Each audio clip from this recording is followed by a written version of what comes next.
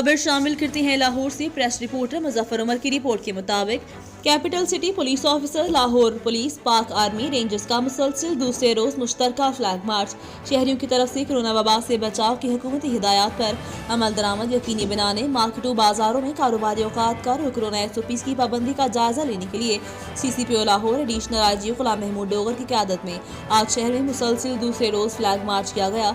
Commissioner Lahore captain Mohammad Usman, DIG operation Sajid Kiani, CTO Lahore Syed Hammad Abid और army rangers ने हुकाम ने फ्लैग मार्च में शिरकत की। लाहौर पुलिस, रेंजर्स और पाक आर्मी के जवानों और गाड़ियों ने फ्लैग मार्च में हिस्सा लिया।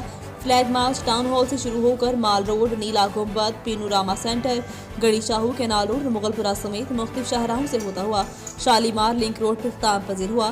फ्लैग मार्च के दौरान मुश्तरका टीमों ने मार्केटों बाजारों में कारोबारी खातकार और कोरोना SOPs की पाबंदी का जायजा लिया। हुकूमती मुकर्रर करदा औकात के मुताबिक शाम 6 बजे के बाद किसी भी मार्केट, बाजार, शॉपिंग मॉल को खुलने की हरगिज़ इजाज़त नहीं दी जाएगी। मुजफ्फर उमर, जियो पाकिस्तान न्यूज़, लाहौर।